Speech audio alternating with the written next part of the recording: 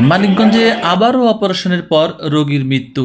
চিকিৎসা নিতে এসে একের পর এক এমন ঘটনার কারণে সাধারণ মানুষের মধ্যে তীব্র আতঙ্ক ছড়িয়ে পড়েছে।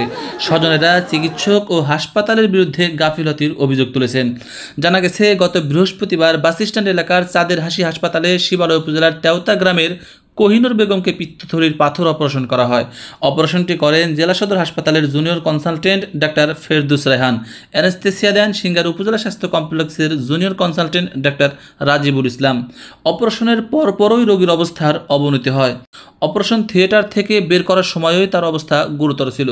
চিকিৎসকদের পরামর্শে প্রথমে তাকে সাভারের একটি বেসরকারি হাসপাতাল এবং পরে উন্নত চিকিৎসার জন্য ঢাকার ধানমন্ডির একটি হাসপাতালে স্থানান্তর করা হয়, কিন্তু সব চেষ্টা ব্যর্থ করে দিয়ে রবিবার রাতে সেখানেই তার মৃত্যু হয়।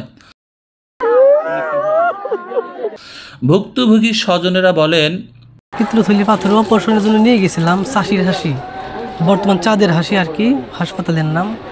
ওইখানে যাওয়ার পরে ডাক্তারের ভুলবশতের কারণে আম্মুর মৃত্যু হয়েছে। অবশ্যই বিচার চাই। অপারেশন করছে আপনার সদরের কনসালটেন্ট ডাক্তার মোহাম্মদ ফেরদৌস রায়হান, আর আপনার অ্যানেস্থেসিয়া ছিল আপনার রাজিবুল ইসলাম।